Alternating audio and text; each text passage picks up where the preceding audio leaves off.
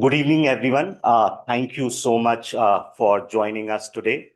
Uh, it feels really happy to have all of you in the room. We used to do this very regularly a year ago. Now this has become a bit irregular feature, but we'll continue to do some of these things in future as well. My name is Rahul Verma. I work here at Center for Policy Research, and I also teach political science at Shivnadar University in Chennai. And I'm sure the results that came on November 14th must have surprised most of you, especially I heard all kinds of conversation regarding the scale of the victory, even if people expected in which direction the wind was blowing. And I'm here with a stellar set of panelists who will help us to understand what happened in the months or the weeks leading up to the polling day on 6th and 14th, and then the counting on November 14th. Let me introduce you to my panelists, and then I will sort of like try to set up a context. I'll invite each of my panelists to speak for 5 minutes on a particular question, and I'll request them to be very brief. 5 minutes means 5 minutes, so that we can do another round of Q&A and also take questions from here in the audience as well as on Zoom. Those who are on Zoom, please send your questions on Q&A, and my colleagues will post it to me. So I will try to weave your questions when I'm sort of interacting with my panelists. So Professor Ashwini Kumar, he teaches at Tata Institute of Social Sciences in Mumbai. He has been writing on Bihar, one of the very famous books. So I studied at TIS Mumbai. He was my master's dissertation advisor. So that's the personal connection. But one of the reasons he's here, because long back he wrote a book. The name of that book is Community Warriors, the Caste Armies in North India. And so that book was a study of caste armies of Bihar.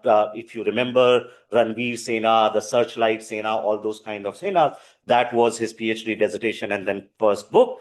But Professor Kumar also dabbles into many things. So from a political science, now he has become a poet. And he has an anthology of poems.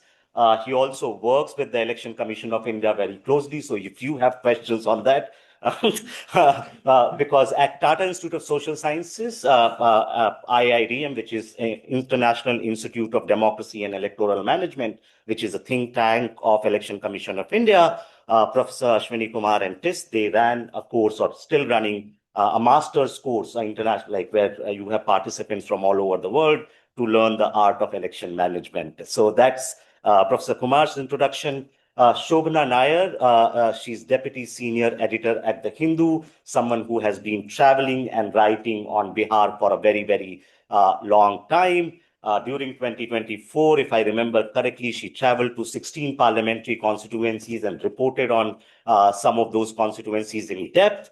And Shobana has a book on Ram Vilas Paswan, and she basically goes in a lot of detail on the life and persona of Ram Vilas Paswan. And gladly, I'm also joined by my third panelist, Amitabh Tiwari. Amitabh is a good friend, but at the moment he's omnipresent. He's almost everywhere. But Amitabh traveled just before the election announcement across Bihar. He sent me a report. I think that report must have been sent to many other friends.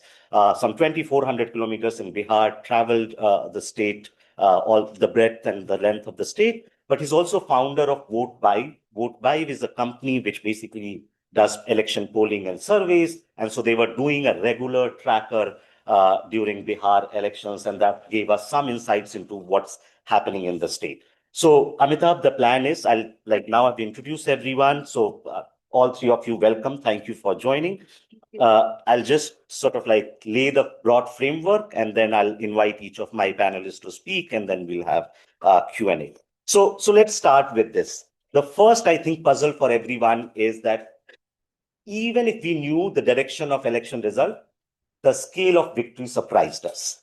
And the answer to that, to my mind, is first, most pollsters, and Amitabh might explain this a little bit more, were perhaps like playing safe or conservative in terms of converting their votes into seats.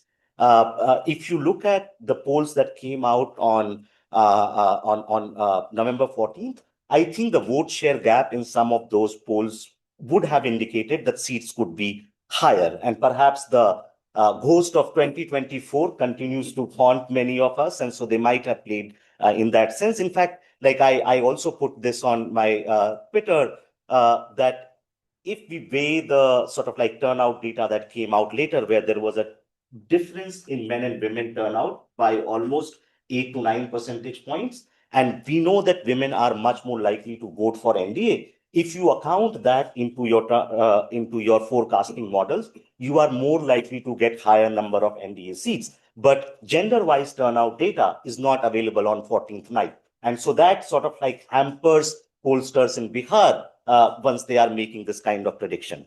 The second, if you just the second issue is that everyone is sort of like thinking Bihar 2020 to be a very close election. 37% both alliances. And this time, how could NDA basically get this kind of number?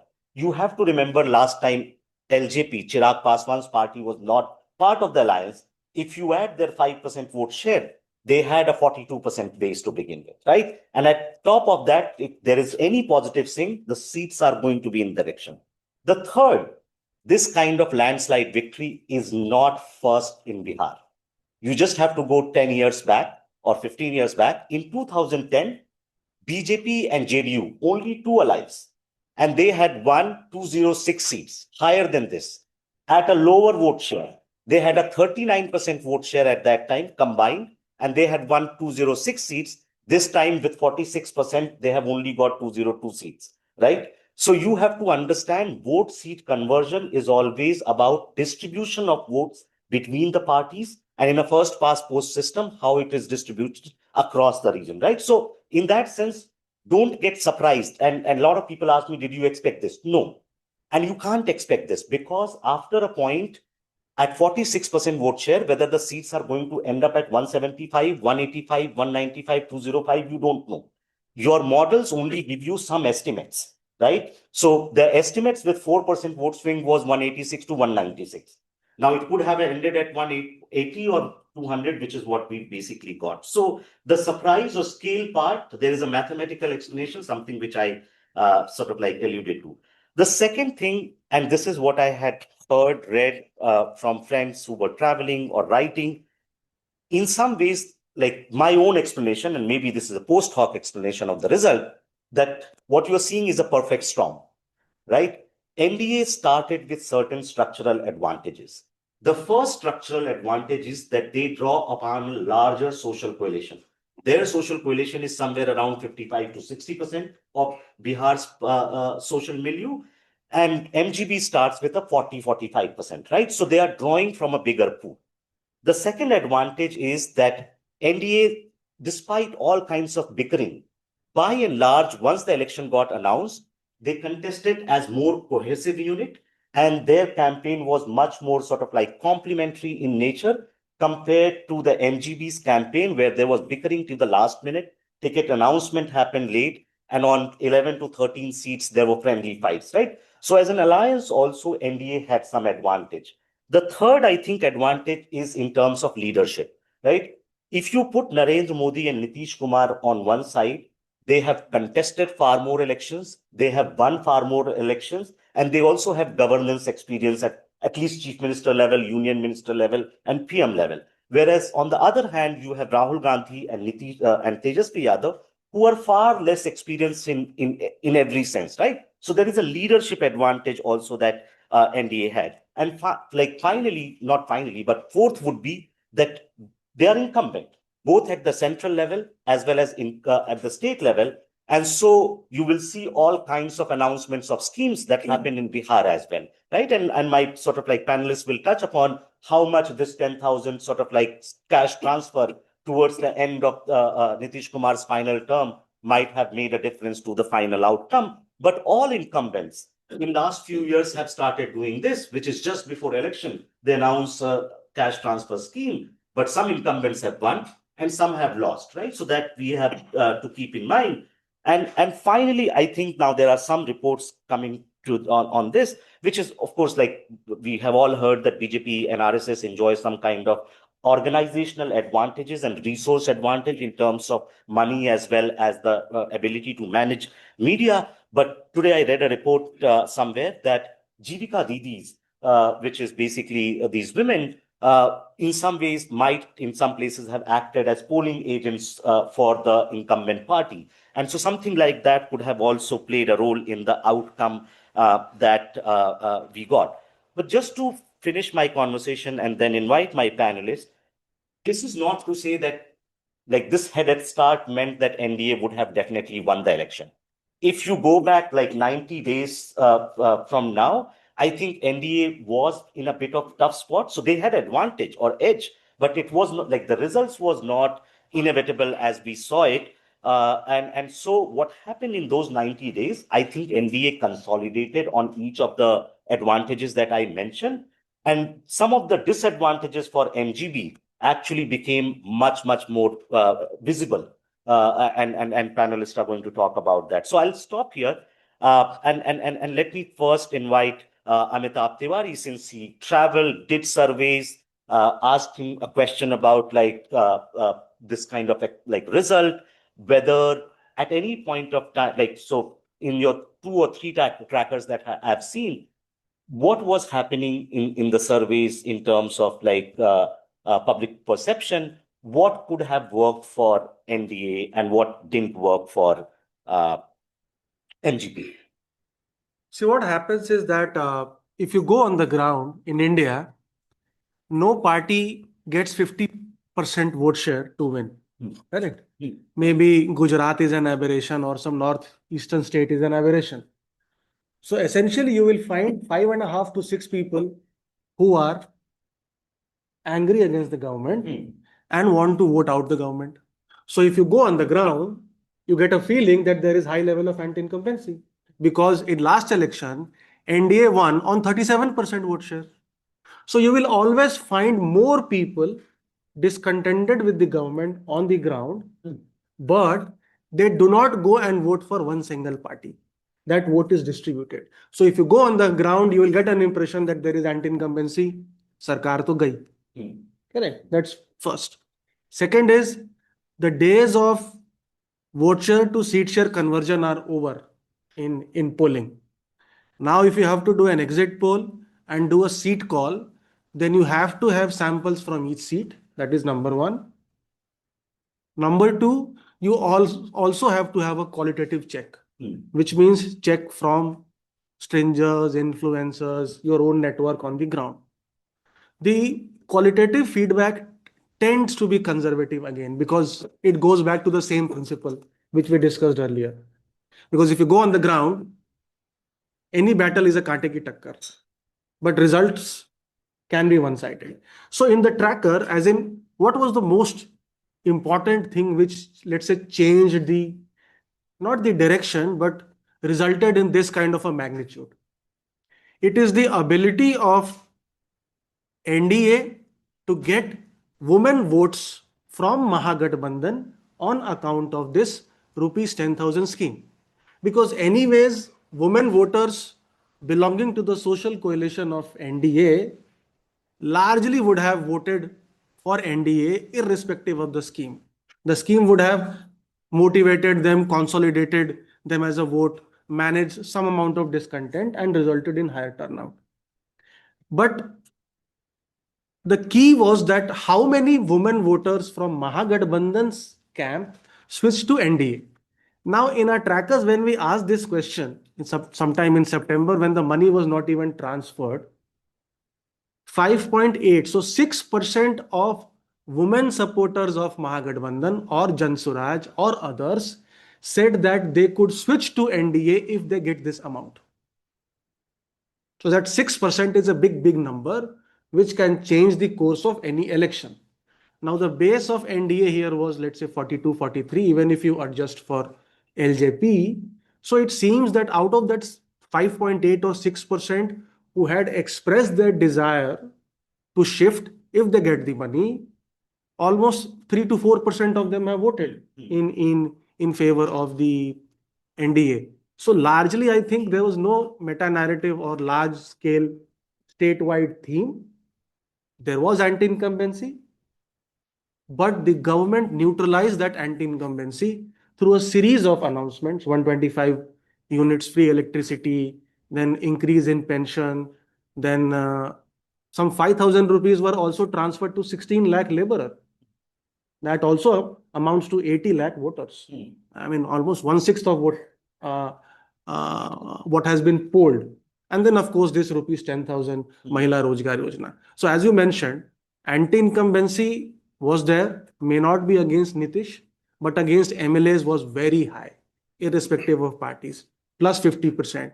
But some of these schemes neutralize the anti-incumbency, and anti-incumbency generally does not necessarily result in a verdict for the incumbent. You need to exploit that anti-incumbency, जिसको बोलते हैं कि माहौल बनाना पड़ता है. If BJP was in the opposition, or even if Aam Aadmi Party was in the opposition, then it could have been a very, very different election. I mean, it might have been fairly close and not this one-sided, I would guess. Okay, thank you, Amitabh. Let me bring in Shobna at this point. Shobna, my question to you is following, and please feel free to touch upon any of other issue that you want to dig in. One thing to me seemed in the campaign is that NDA contested as more cohesive unit and opposition was much more fragmented and there were a lot of bickering within the alliance. This was not the case last time, right? In 2020, NDA had sort of like that bickering. Chirag Paswan contested separately. What changed now that NDA basically became more cohesive? Everyone was more acceptable to sort of like having Nitish Kumar as the face, even if he was not like formally announced. What brought everyone together? I don't think it happened very organically. I don't think it happened immediately also. There were bickering and there were, I remember having a conversation with one of the NDA leaders a couple of months before the election, and Nitish Kumar's declining mental acuity was a big factor. They were wondering whether the opposition will mount a campaign based on, I mean, in comparing Nitish Kumar's state to Odisha. And because largely the narrative till then was that Nitish Kumar is not in control and it is the bureaucrats who are running the government in Bihar. And so the fear was, while they had a structural advantage, as you pointed out, they feared that if the narrative flipped in this direction, and they didn't want to replace Nitish Kumar, knowing fully well that he is the most acceptable face. But if the narrative flipped to a certain extent that he is absolutely incapable, incapacitated, then they feared then there would have been a wave against them.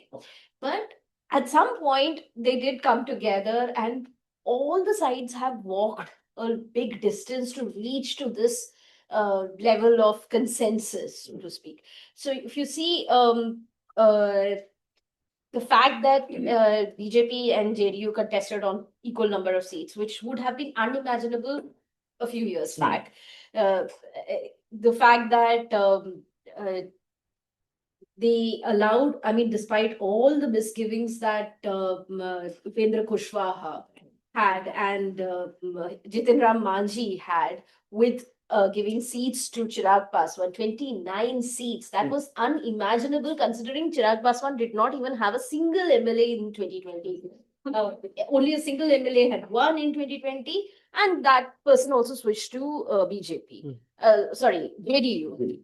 And considering the history of Paswan's and Nitish Kumar, I mean, Nitish Kumar and Ramvilas Paswan had personal differences all their lives. They each disliked the other with equal passion. And apart from that, Nitish Kumar's decision to keep Paswans out of the Mahadalit umbrella also created the discontent among Aswans against Nitish Kumar. So obviously there were social tensions also, but to contain all that, so these were the worries, these were the fractures that they had to work on. And both Nitish and Chirag Paswan actually traveled the distance and met each other midway.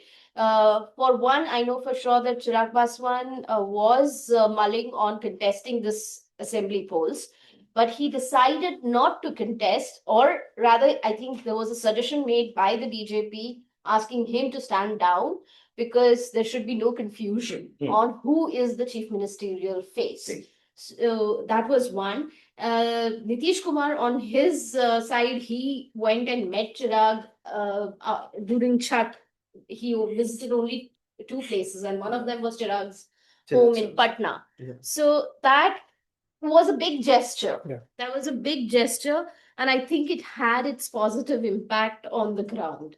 So both the and there were, of course, if you do remember, all the public memory is very short, but Jitin Ram Manjhi, Upendra Kushwaha, they were upset and they openly, publicly expressed their discontent, but they were quick to settle that issue and put it in the background.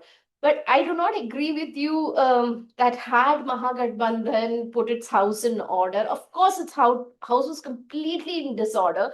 On the seats, especially if you look at the seats where they contested against each other, the RJD and Congress, and it is hilarious what happened to the Congress. So, on the seats where Congress stood in conflict with RJD, for example, like Narkatiyaganj, Congress was pushed to third position. In Sikandra, it was pushed to fifth position. It was about 1,20,000 votes behind the winner in Sikandra. So obviously the house was not in order, but I don't think that even if Mahagathbandhan had put its house in order, or it had done spectacularly sort of worked in fully cohesively, that it would it had a sort of Chance. It had a chance. I don't think so. So let's like it was. I agree with you. But why were they not able to put the house in order? Like, what is it about that? Like, is there any answer, or you can say, who knows why the house was not in order? Because there is an answer. Yeah. Everybody had their own aspirations. Congress was not willing to let go.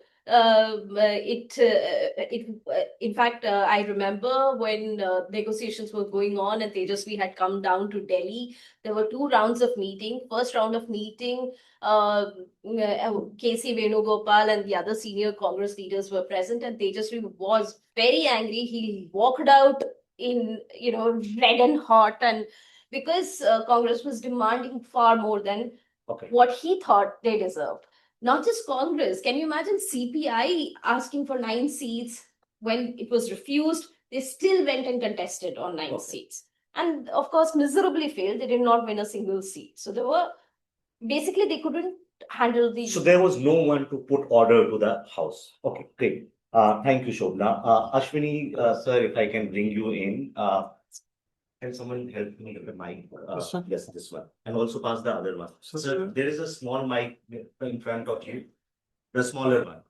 Just switch it on, so that there's no. Thank you.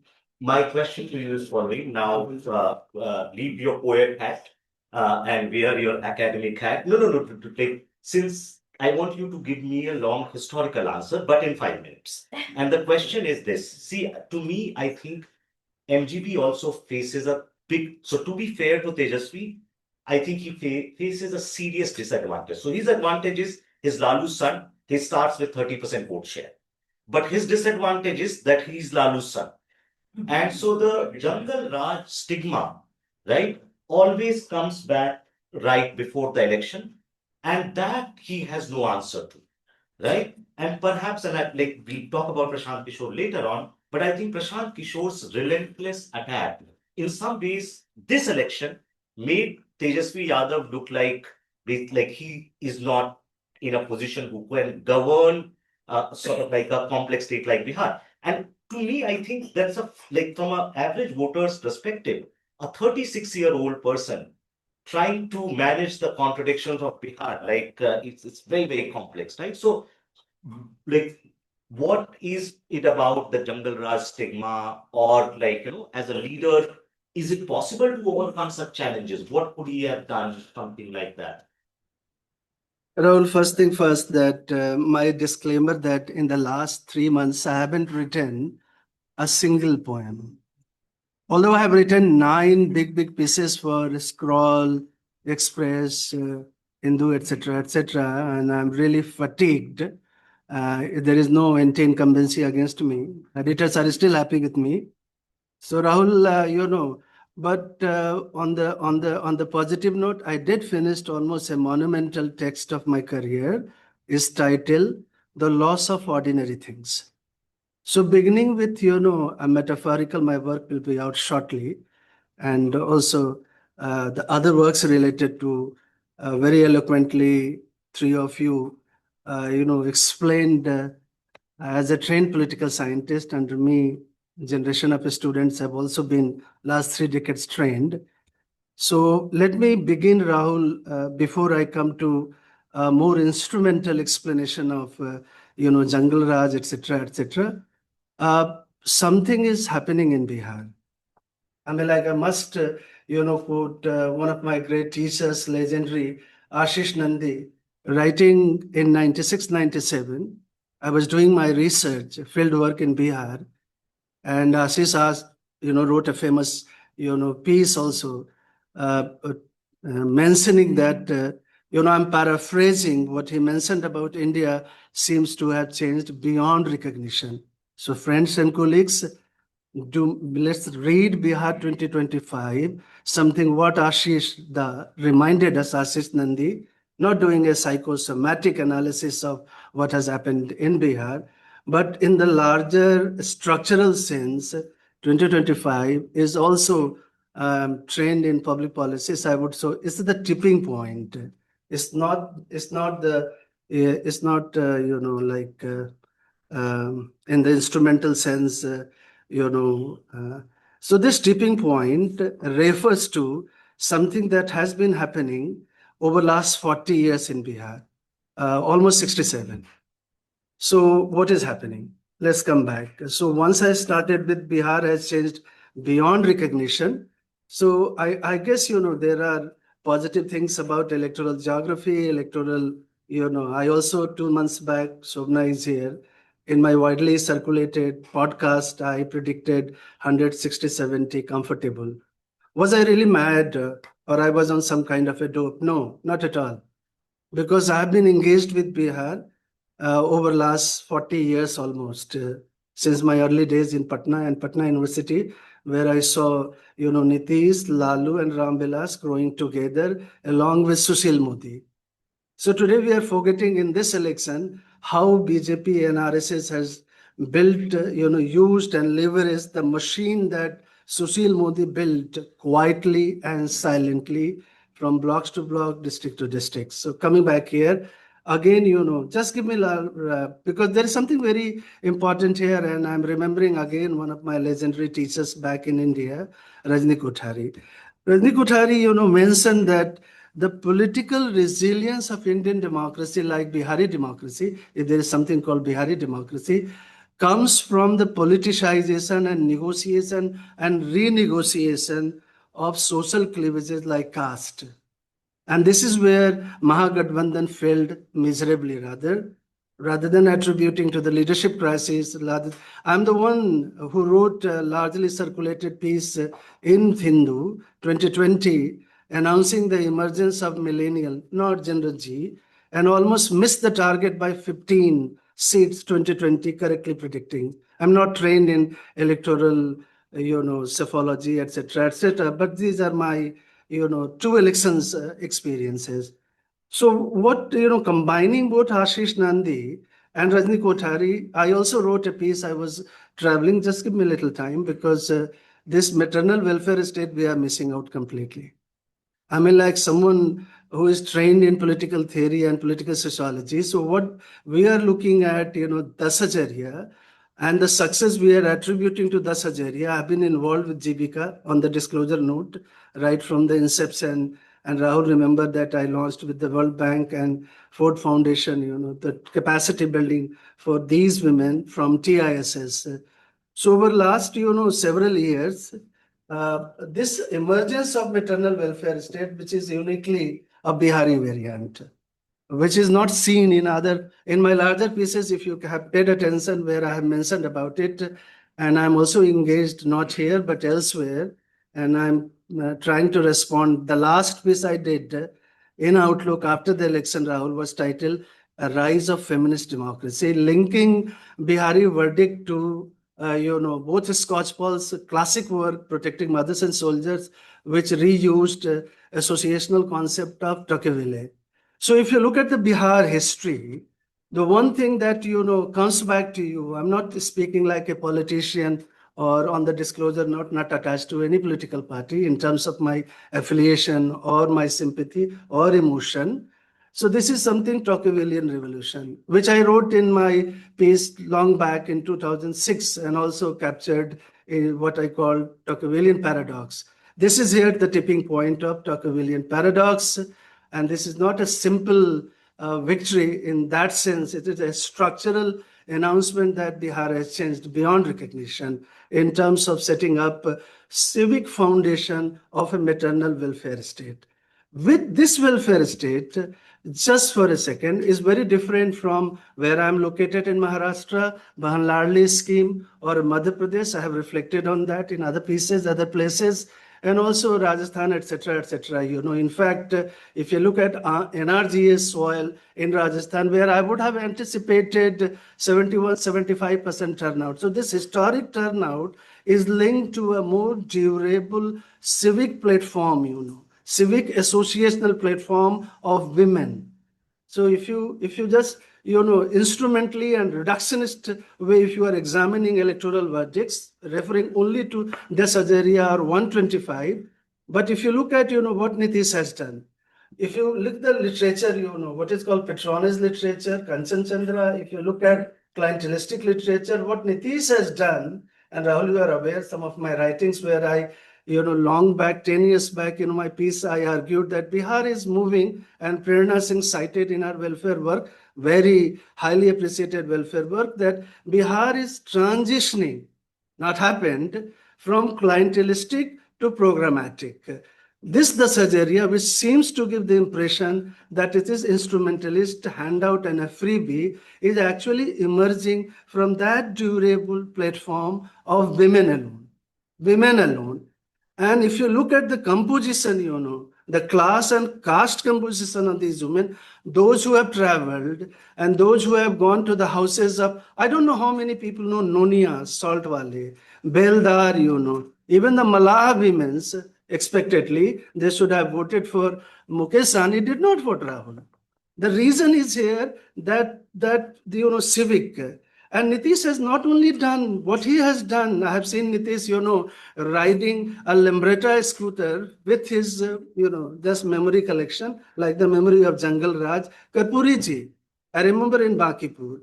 So what he has done here, within equity, equity within equity, This is why Nitish has a solid, and India has leveraged that, So if you see this 42%, where the 47, I'm not looking at a spatial distribution, those stuff of, seed distribution, which are very obvious, and we don't have, complete, in a biofoucauldian sense, the data, demographic data until now. But once we get the data, we get to know exactly. I'm not representing Election Commission, so I would not speak anything in terms of the data credibility or data purity in terms of different demographic characteristics. But the fact boils down to here that in Bihar, the trend that started in 67, the trend that Renu, in his classic novel 1954, Mala Achal, anticipated Renu. The Renu, remember that Renu is also mentor of Nitish and Lalu in Patna, in coffee house.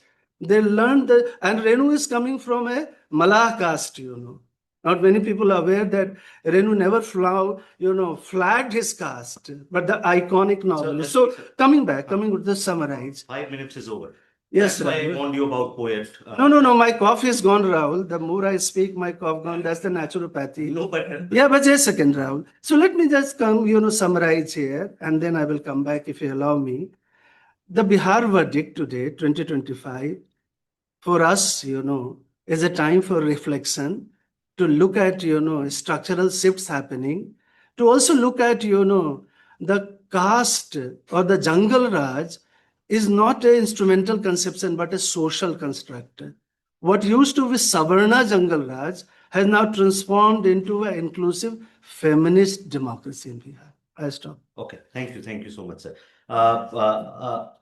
Amitabh, let me ask you something. Like, I think what Ashwini Kumar is calling as sort of like maternal welfare state and feminist democracy, a critic would basically say, if this policy was announced 3 years ago in 2022 or 21 or 23, it would have been looked like a public policy for welfare state. But if you do something like this just right before the election, then it's basically voter right, right? I think there are two allegations that the opposition parties are making, that why NDA might have won big. One is that उन्होंने vote खरीदा और दूसरा is vote चोरी किया, right? Vote चोरी and vote खरीदा. Now, what I want to learn from you is, in your sort of like travels, did you hear a lot of people sort of like complaining that they are getting excluded after SIR? Like, were there genuine voters who should have been on the rolls, were not on the rolls? And is that percentage like significant? And two, now that we have seen many elections, right? Like, at least after 2024, everywhere incumbents are sort of like making this kind of announcement. In most places, incumbents are coming back. And so, like a political scientist, we can have all theories, right, of what might be happening. But at the end of the day, if you get this kind of amount in your bank, then you are going to vote for the incumbent. So you want to taking off from sir, but then it will move away from a question. Sure. You are discussing caste ahead or no? The voter Structural bribery shift. and vote chori and नहीं वो मैं समझ गया. हाँ, but तो एक Please, whatever you want to add. So I think adding to this question, adding to the structural shift, because that's very important this time. So the hold of caste on Bihar has declined, and I'll tell you with data how. After delimitation, 3 elections have taken place: 2010, 15, 20. There are 243 seats. On 105 seats, the same caste candidate has been winning for the last 3 elections. 105. So one particular social group has hold over those seats for the last 3 polls. Another 115 seats, 2 out of 3 times the same caste has won, which means till 2025 in Bihar, 90% of seats were won by the same caste candidate. 3 out of 3 times or 2 out of 3 times, because after delimitation, irrespective of parties. This time around, this number has fallen to 60%. Okay. So this 220 out of 243, the same caste community candidate was winning for past 2 or 3 elections. Okay. If now we include this election also, which is 4 elections, so 4 out of 4 times or 3 out of 4 times, the same caste winning is down to 60% of the total seats. Okay. So there is a big shift. Okay. Which is some other caste winning, or perhaps people voting on development or on beneficiary status, etc. So moving away from caste, which is a big structural shift which needs to be monitored in the future elections. Now, when we come to vote chori and bribe. So since this was done just before the elections, I mean, one cannot discount the fact that this was done with an electoral impact in mind. Correct. Now, the question is that this has become a recipe for formula. Okay. You have Maharashtra, you have MP, you have Jharkhand, you have now Bihar. But who would intervene? The Election Commission only has a 45-day window, which is the model code of conduct. It cannot intervene. It cannot also perhaps stop transfers of an existing scheme. Political parties there is no consensus among political parties on any issue. So getting a consensus on this issue is there is a consensus on this, but that also one unsaid. So they have not formed a consensus sort of, but it has become a consensus or a norm, or the Supreme Court has to intervene. To be fair to Nitish Kumar, as Sir mentioned, it's not an out of the blue cash transfer scheme which he has implemented. So he has implemented a series of schemes, and additionally, fiscally also, to be fair to him, he has not fallen into a trap of a monthly cash dole, which the opposition party was promising.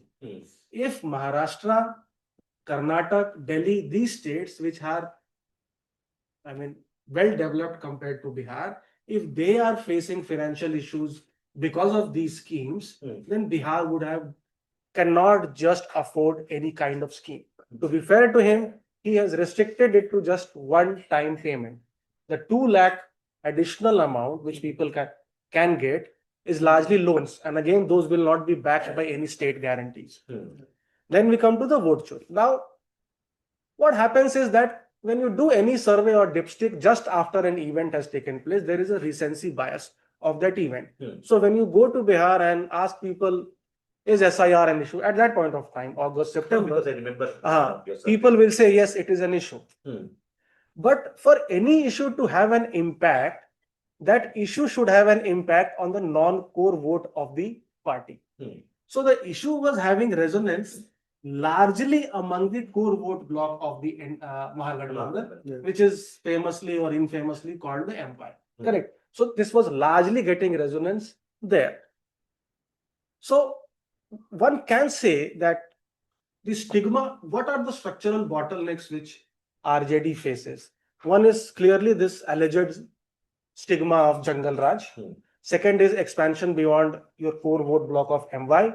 And third is that its symbol is this lantern symbol does not relate to modernity. Correct. Somehow it has not been able to repackage it. So MY, it tried through alliances, bringing VIP, IIP, etc. That did not succeed to a large extent. Just before SIR, there were a lot of law and order incidents in Bihar. In TV channels, surprisingly, this was labeled as Mahajangal Raj, which is very contrary to general perception, because how come the TV channels were showing that Bihar has Mahajangal Raj? Correct. And at that point of time, there was a lot of discussion on it. But then came SIR. And the opposition just got diverted or deflected to this issue. They had the golden moment to get rid of the alleged stigma of Jangal Raj, but they just gave away that moment and shifted to an SIR, 1.5 to 2 months, that had resonance, but largely among the core vote block. And it's also a circular reference, correct? I mean, if as a party you are holding rallies, so if you are Rahul and you are Rahul, if you are Rahul Gandhi and you are going and holding rallies, there's a lot of crowd. Some have just come to see you, or there is a lot of RJD cadre which is trying to make your rally successful. But as a leader, you feel it's Congress cadre. Congress has a lot of cadre, it seems. Then we should not be contesting just on 70, perhaps we should be contesting on more. So this gives a false sense of perception, and that also led to this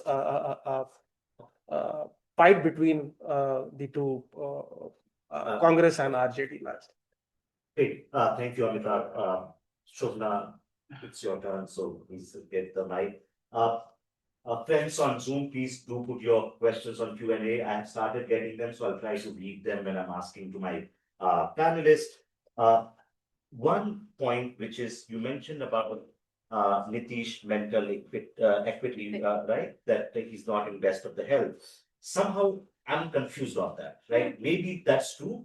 I'm confused on that because he campaigned, right? And he was speaking in a fairly cohesive manner. Here and there, he might have put the mala on someone or something, but by and large, he seemed like in control. So, is that a narrative that has been created about Nitish? Because now, after the results, and even during the sort of campaign, I heard from friends who were traveling that now people have decided to give him a grand farewell. that this man basically took Bihar out of somewhere it was, and this may be his last election, and so we should give him a grand farewell. And so that's why I think we were all hearing this report that JDU is going to do really well, right? So is this sort of like idea that last election there was fatigue with Nitish, everyone tried to play up his health, and then that health issue became sort of like rallying point for his own ways to go. Yeah, so this election I see, at least for Nitish's story is told by two posters. In May sometime, they had put up a lovely poster at the JDU office which said 25 se 30 fir se Nitish, which roughly translated into 2025 to 2030 Nitish shall continue.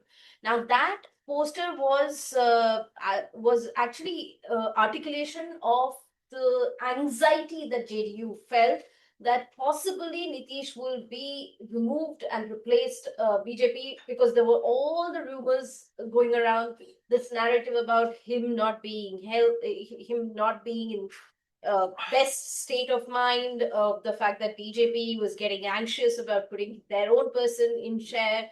The opposition was also sort of targeting his health, and all those things were happening. And it was at that moment that poster comes up at the JDU office. Now, interestingly, it is around that time that the Nitish administration also starts working on the Mukhyamantri Mahila Rozgar Yojana, which we now know as the 10,000 scheme, which has sort of changed the very landscape of the result.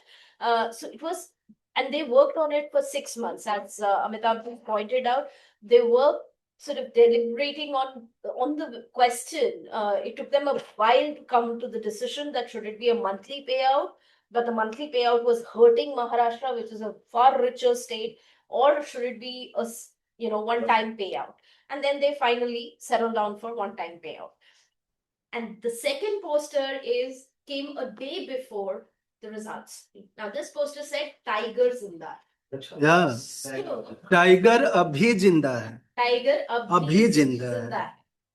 Why is this interesting? Because I believe the narrative changed somewhere after the seat division was done between the two sides. When the announcement was made that BJP and JDU will contest on the same number of seats of 101 each. Simultaneously, if you remember, there were news reports that Nitish Kumar is very angry with his closest lieutenants. He has ticked them off. He has ticked the working president of JDU, Sanjay Jha, and all these reports were trickling down on the ground. So when I was in Nalanda, I was speaking to an EBC farmer, and I asked him this very question that, what if you do vote for Nitish, and what if Nitish does come to power? What if he's removed by BJP? He said it won't be that easy. That man knows how to stay in power. That man, it's not so simple to push him out. So that was, I thought, a very interesting take. I just wanted to add one more thing about, I didn't complete my answer last time on why I think Mahagathbandhan, no matter whether it had worked like the well-oiled machine, this was not their election to win. Okay. Because, as you pointed out, structurally itself, they were so weak. The only way they could have won this election was had RJD managed to get EBC votes, which is Nitish Kumar's vote. But all their efforts were so superficial. Mukesh Sahni, Sir Ashwini sir just mentioned Mukesh Sahni, and you mentioned the Malla voters. Now, Mukesh Sahni, in my experience from traveling in Darbhanga and places, there is no real connect with Mukesh Sahni. The Sahani voters, because what is the yardstick of real connect? When you ask about X or Y, the person should be able to tell you a little more than his name. Nobody knew his story. Nobody knew much about him. Their replies were vague. Or even IIP, the alliance was stitched at a very last minute. number of EBC candidates they had were also fewer, MJB. Yeah. And there was, other than, lip service, which Congress did by releasing a EBC manifesto, nothing concrete was done Yeah. in this direction. Absolutely. Amitabh had written a couple of pieces doing breakup of caste profile of candidates, and it looked like that MGB parties have not diversified their caste profiles, whereas NDA had done. So last question to you, and then we'll take questions from audience. But again, not poetic, political scientist. Was it No, no, no. poetic? I mean, like, So let's focus. The question is on Prashant Kishore and Jan Swaraj, Uh-huh. right? Since like a lot of people, even on Zoom, have asked, Prashant Kishore presented sort of like politics of aspiration, right? And you are pointing that Bihar is changing and transforming. Why did that politics of aspiration didn't fit into sort of like movement of transformation or transition? Rahul, very short answer. Yes, thank you. See, I've been speaking on that, so Yes. just grab those.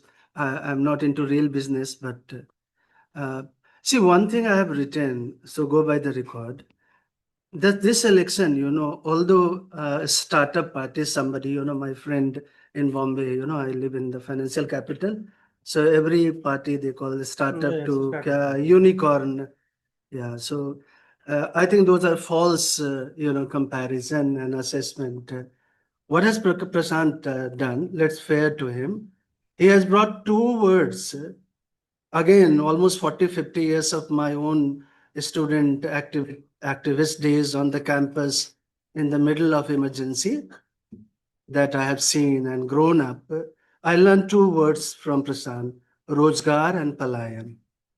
Rozgar and Palayan in a Bihari lexicon, he pushed into our political memory so that he will be remembered. He would not be assessed by 3.4% of the votes that he garnered. He would not be assessed that all his candidate barring two secured, other deposits gone, etc., etc., and 60 candidate less than Nota. So I think those are very false and superficial analysis of Prashant Kishore. Now substantive where he failed. If you look at once again, the land. I wrote in Community Warrior, and I'm going to change in my sequel that's almost ready now.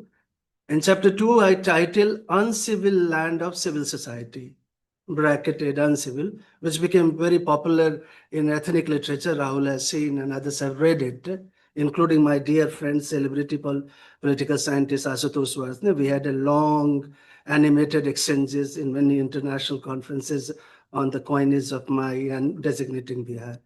So from this uncivil land of civil society to a civil land of civil society, we must recognize Prashant Kishore's aspirational politics. He has done that. The reason that Prashant failed to connect, based on my 3 months of, ethnographic, immersive Bihar elections experience, that Prashant completely, disconnected, in his campaign, I would not on the disclosure note, there are many test students working in his, did you notice that Prashant had two verticals, professional vertical and political vertical? Long back again, going back to the Hindu piece that I had 3 years back pointed out, Prashant would not succeed until he makes this transition from political vertical, from professional vertical to a political vertical. He paid the price. I hope he learns that, renews, stays, which is very tough in Bihar, because Bihar's land is largely that Prime Minister referred to, and this is where my Vice Chancellor currently, again, he's a poet and celebrated historian, Badri Narayan. 3 years back, when he coined, he startled us, what he calls subaltern Hindutva. Avinash and both, we did not see this time in Bihar something resonating like subaltern Hindutva, but we did get a faint echo from the ground, what Prime Minister captured, social justice, sort of Hindutva. So there is a larger, my projection and prediction for 2030. Believe me, there is a big transformation happening. If social justice and Hindutva come together, again in a qualitative sense, structurally speaking, Bihari variant, there is going to be a dramatic shift in the party order in Bihar. Great. Thank you, Ashwini sir. Siddharth, can you help me with mics and all? So let's last question. So, but I will request questions have to be short and focused.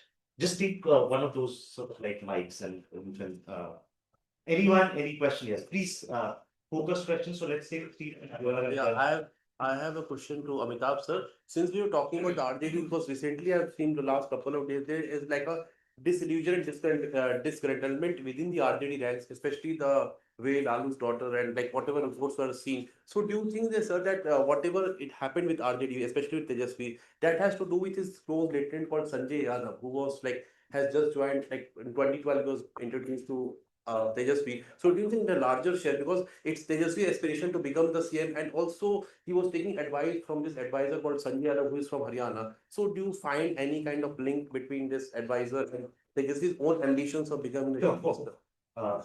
One more from here. Yes, sir. My question is to Ashwini, sir. Sir, I was looking at the data of MMR, which can be proxy for the development. So when the Nitish Kumar joined, it was 312, and India's was 254. Gap was 60. Now it has reduced to only 10. So improvement is very high, and which actually substantiate to your maternal welfare state. So my question is that can maternal welfare state that you have coined can become a workable template for other South Asian states where the or other global south states where the society is quite fractured and trust is quite low. Okay, thanks. Anyone else? Any question?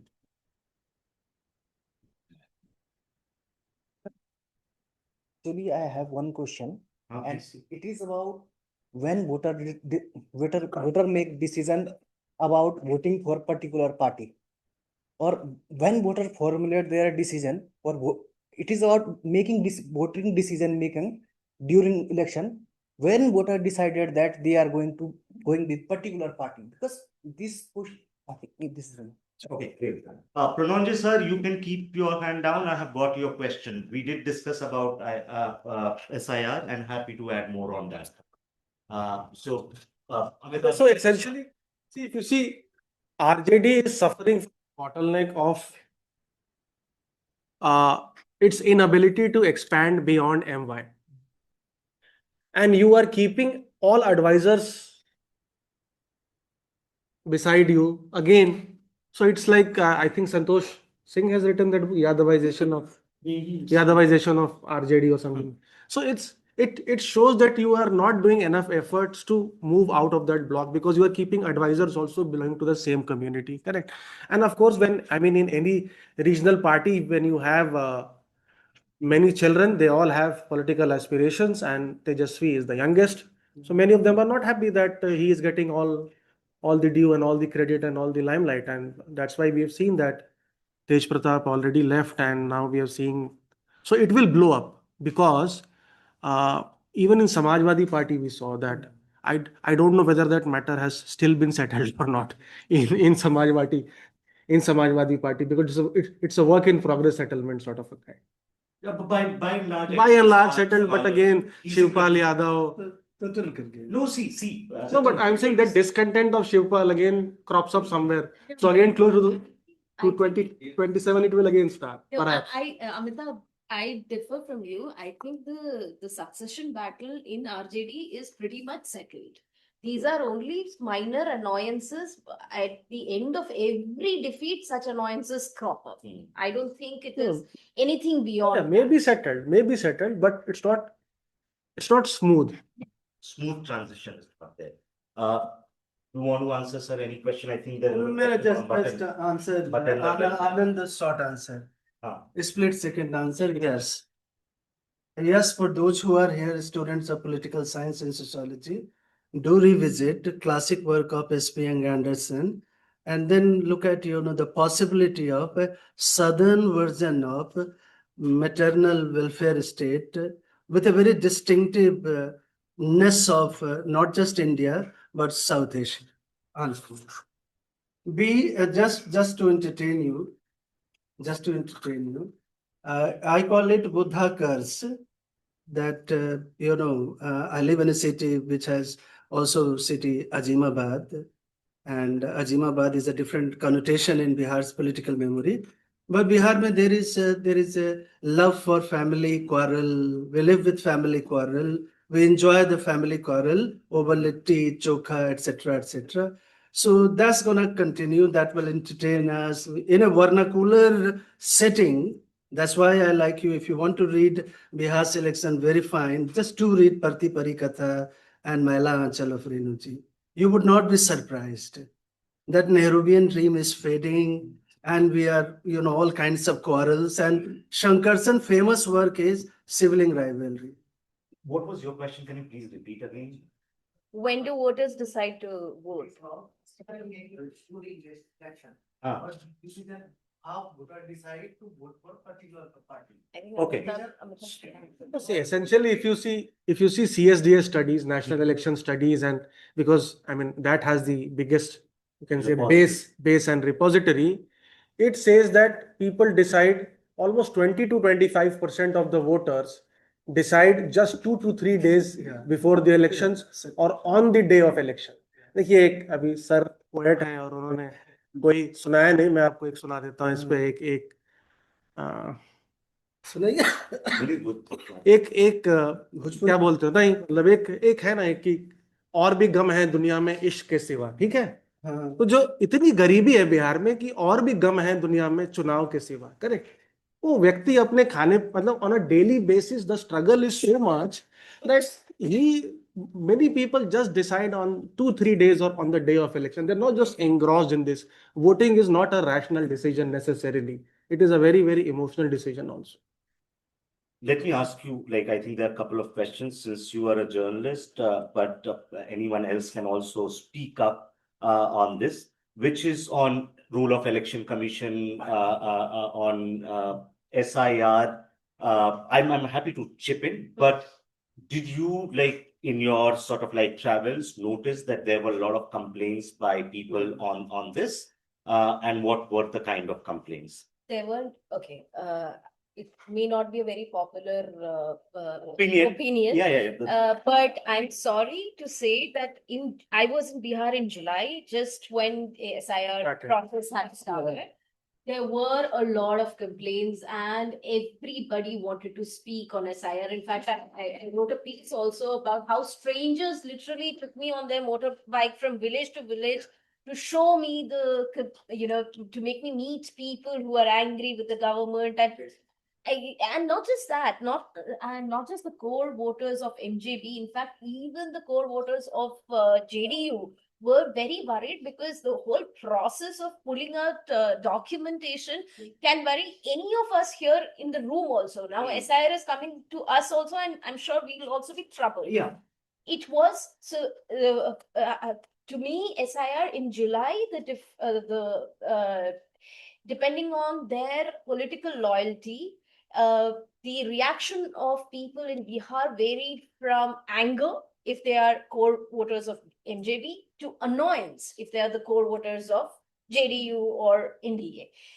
But when I went for election, not a single person, without being prompted, without me asking, without me probing, mentioned on SIR organic. So which is clearly MJB didn't have the ears to the ground, didn't pivot in time away from SIR and talk about livelihood. Thank you, Shobna. Let's take 3 more questions. I'm pulling in questions. I want one women to ask question first. This we are talking about cannot be. Yeah. Yes. Someone there. You want to ask? No, not him. मैं Twitter पे अगर किसी panel में 2 mail होते हैं तो 4 लोग गालियां देते हैं, ये पैनल है. Yeah, true. But I think she wants to answer. yes, please. Yeah, thank you. The 3 people asked now. Do you think they framed it better? Or do you think the answers were framed? Just don't carry on. Ask questions. I read this today in Indian Express that someone from Congress party has said that someone from Jan Swaraj has claimed that the 14,000 crore World Bank fund, which was supposed to be used for development project, was used for the 10,000 scheme, and then the timing of the scheme and the election, and then there was no noise from the or no anything said from the election commission. So do you think it's a sort of a fracture on our like institutions and on the democracy? Like it's a very not related to election, but a different Sure, kind of okay. question. इसका मैं quick एक very short answer. Very quick. I think democracy is not that fragile as our good friend Pawan Verma. When he made that statement, it surprised me, rather startled me, because in the same breath, he also said that Nitish is X factor. Pawan Verma, like me, is a very good writer. From Bajpayee ji himself is dunning a lot of poetry. But the fact is that, the World Bank data, if you look at, I'm not saying that whether Pawan's source is credible or not credible, but everywhere where the World Bank, from the Dr. Manmohan Singh time, when the Swarn Jayanti Yojana was converted into NRLM, National Rural Livelihood Mission, do remember, Jivika is a franchise of National Rural Livelihood Mission. And it is also known as Rajivika. Everywhere World Bank is funding on a short loan basis. And the World Bank auditors so far, am I aware, have not found any audit fraud or audit distortions. So this is something only Pawan Verma can answer. See what happens in analysis now, when you get unexpected result and you don't have explanation, the first thing starts is conspiracy theories, right? So that's why when social scientists do research, they create hypotheses to test answers rather than begin with sort of all kinds of, like you can make any kind of claims, right? You can say SIR margin victory led to this kind of thing.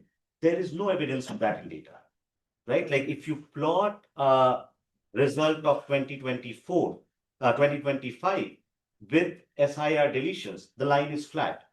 This kind of mandate, all kinds of divisions are going to be flat.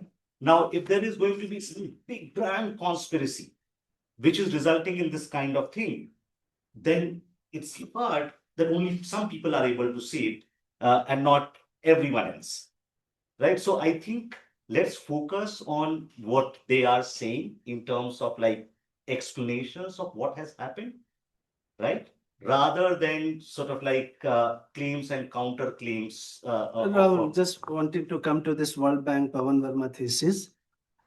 If you look at from the beginning of the Jivika, World Bank, according to my assessment, and I have reported and written, 1 lakh crore. They have spent Nitish on Jivika. So this 10,000 is only an energy boost. This 10,000 is not a classic case of voter bribery, as my friends elsewhere in the West have been arguing, and the Bombay, the great anthropologist, proved it completely wrong. So the great Indira Gandhi used to say, if something happens, there is an invisible hand. I'm sure Mahagadbandhan will study that. Let's take a couple of more questions. So yeah, My question is, given the Bihar results, what are the lessons that the parties in the neighboring state of Uttar Pradesh might take from this, especially the opposition? The SP has had much more success than the RJD in breaking out of that traditional MY. That seemed to be, but can you take it for granted now that we march towards? That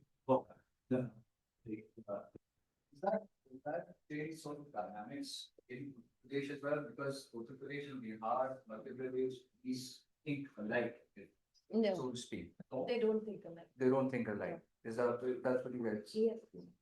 anyone else? No, there is Rahul, like historical. Sir, एक second, Rahul.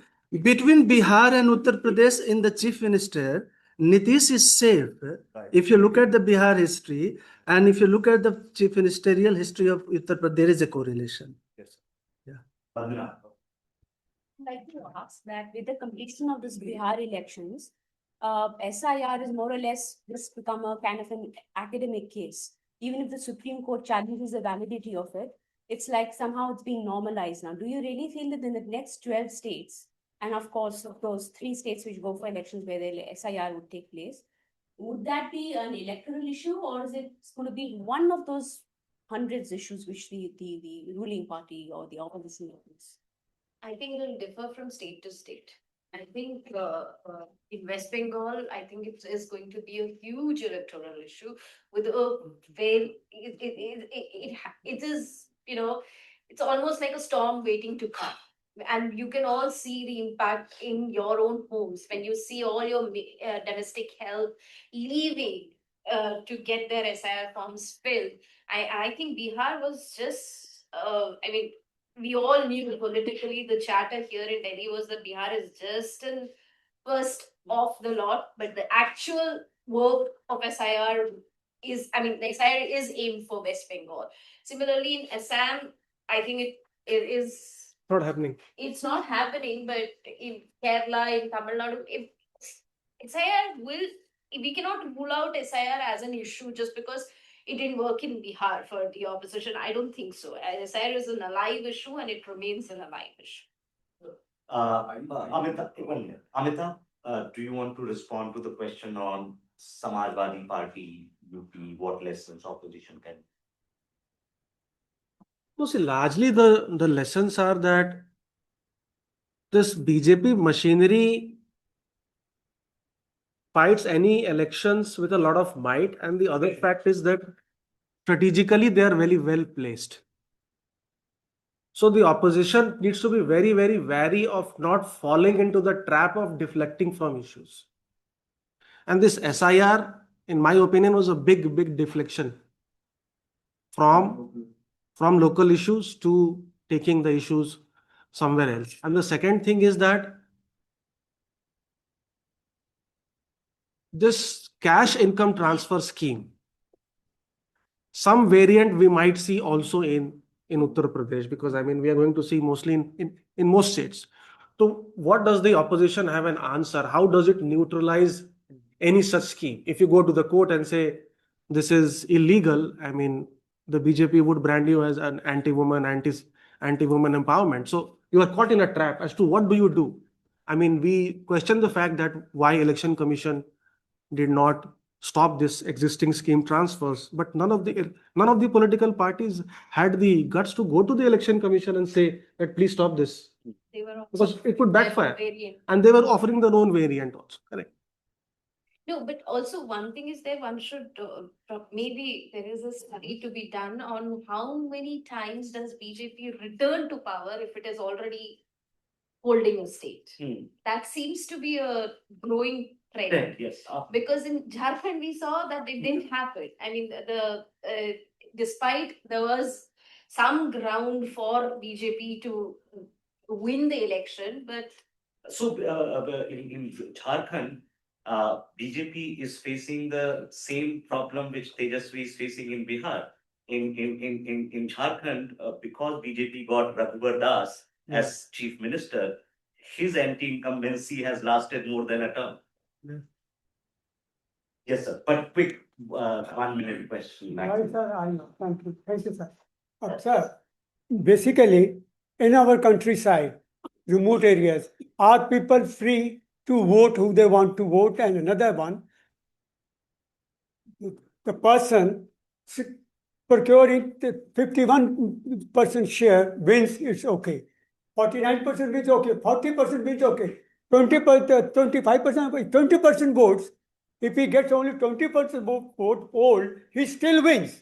Sure. And this is one. And technically speaking, if you get only 5% vote, you still can win. How come? Okay, thank you, sir. The question is, in a first past post the system, it is. anyone who receives maximum amount of vote is going to win. For like a 5% person can also win if everyone is below 4.9. So it's the system, it's the rule that we decided how elections are going to happen. You can win a football match by 1 goal, 5 goals, 10 gold. The rule is whoever gets the maximum gold wins the match. So there is nothing sort of like. Then who is going to win? Who is powerful? The rest will have to go. Sir, I'll So give this you is a why I funny- didn't like to ask questions because you. Economically and physically, those who are powerful, they will win. That's all. Sure. The answer to your first question, anyone want? 100% yes, because see, I think sometimes we ridicule or we feel that a lot of things which are happening in our democratic processes are not very strong. The people, the era of looting of booths, etc., is gone. People are very, very aware of their rights. Mostly the poor people, because they are impacted by whichever government comes to power. We will not be impacted perhaps by the grace of God, but the poor people are impacted by who is coming to power. So their voting decisions are very, very smart, and by large scale they take independent decisions of voting. Yeah, and it was Great answer there. first past post system anyways is so tyrannical. I'll just give you small statistics. RJD, Congress, CPIML, CPIM, CPI together, the five parties only dropped 1.33% of their vote share, but the corresponding seat loss was 76. So that's just the tyranny of, and in fact CPML, out of the 8 of the 18 seats they lost, their vote share actually went up from 2020. So that's the result of Yeah, this. because we have to see how much the Yeah. vote share of the opposition also went up. So Anyone else, any question? Otherwise, no, not the second question. After the, so anyone who hasn't asked a question and wants to ask question. Arnaz, anything that you think I'm completely missing from Zoom, which needs to be answered?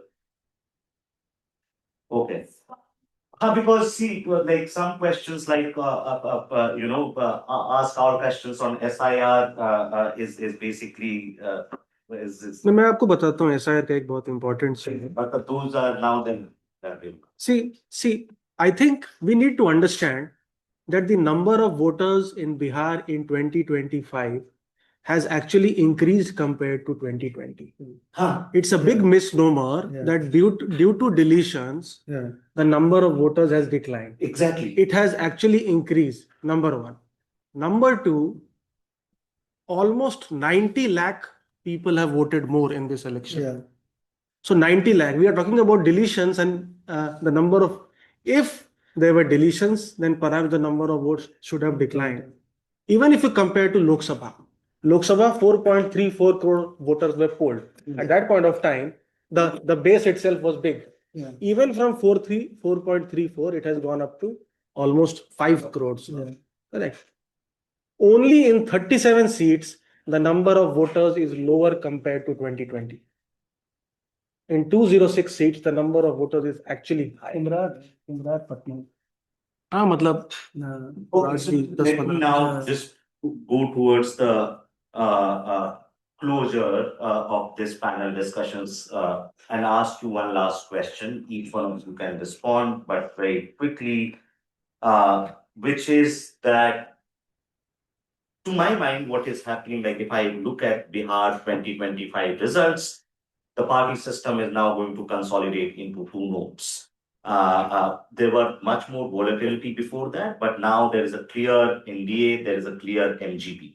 And maybe like one of the reasons why Prashant Kishore did so badly, apart from the reasons that you mentioned, is also once the second node is doing really badly, voters are unlikely to choose the third option. They choose the third option when there is a competition, right? It's just like from Duerger's sort of like psychological thing, right? Yeah. Now the question is following, which is that what will happen to these smaller parties, right? Like that are part of this coalition. Because one question everyone is asking, post Nitish, JDU will be absorbed. That's a big party. But what will happen to all these smaller parties, the HAMs, the RLSPs, the CPIMLs, or like, will they be there?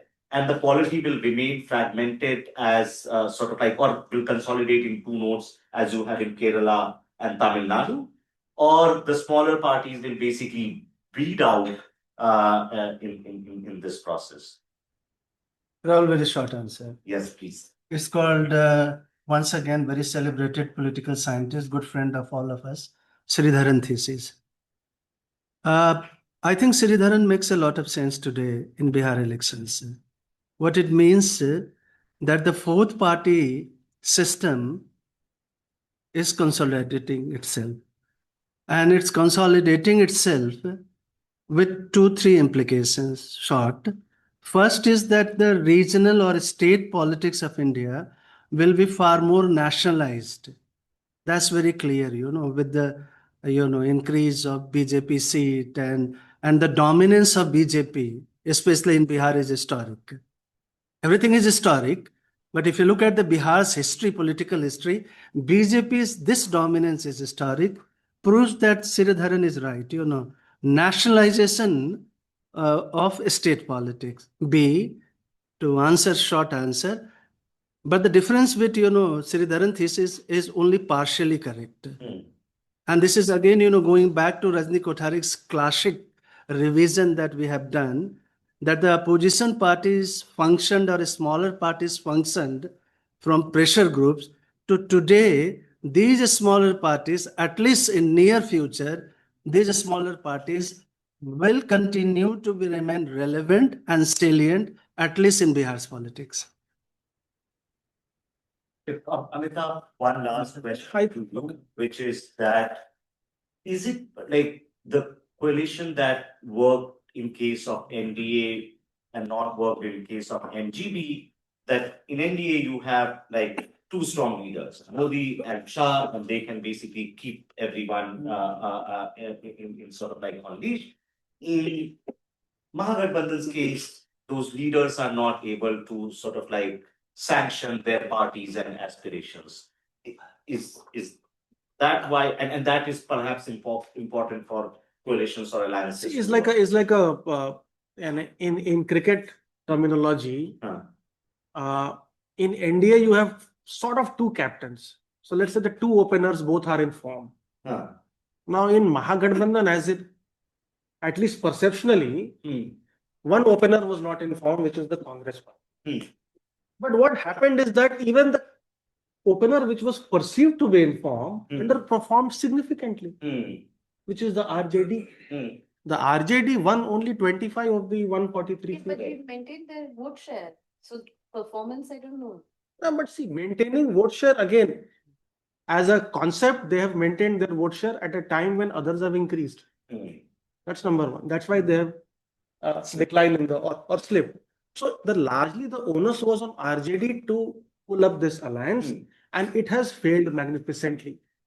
The Congress and after RJD left, and then Congress. National media will pick Congress as the party which has sunk this alliance, but the Congress is the third party in terms of order of preference, which is responsible for this loss. Okay, thank you, Amitabh. Last question to you, Shobna. Sorry, I'm still not that old, but I think there was something distinctive about NDA's campaign in Bihar, and again, I didn't go there, so I don't have first-hand account. But what I read and heard from friends, and even I think Aditi Padnis just mentioned this to me on phone, which is that there was like less sort of like anti-minority or anti-Muslim rhetoric, which is common for sort of like BJP campaigns. What does this tell about? Is it because like Nitish was able to push back, or is this like different states? The sort of like campaign is going to be very different depending upon, and what did they gain out of it? So I'll actually, there was a question briefly on why UP and Bihar, why, I mean, will it spill over to UP?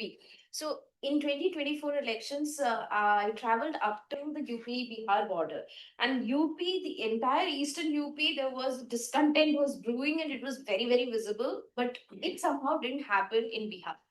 The reason then and now remains same. I think Nitish is the reason.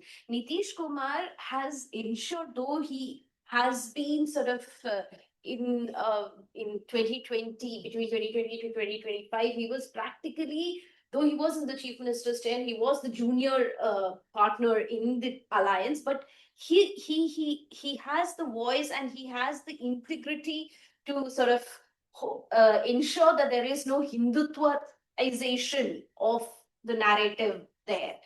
Although we did briefly, the way Lalan Singh, Union Minister Lalan Singh spoke on the Waqf Amendment Bill, one expected, other than Muslim pockets, other than Seemanchal, to actually sort of have a backlash against Nitish. But I'm not sure whether his loyal Pasmanda Muslims voted against Nitish. I'm not sure that Because India is ahead still. I mean, Yeah. they gained 2 seats. Pasmanda actually voted for NDA. That's what I'm saying. Yeah. So See, because- despite that, because I think he has a very long And tenure. also, Subna, if you look at the social history, since 1989, of in famous Bhagalpur Act, nothing has happened.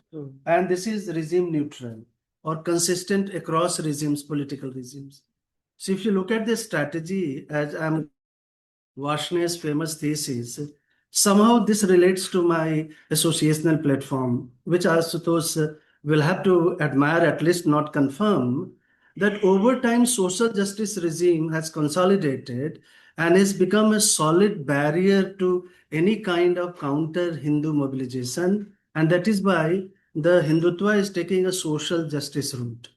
So if just one line, which is very important, is when I travel to Seemanchal and meet a section of the minority community leaders, which is again leaders of mosques and influencers, said a very interesting thing.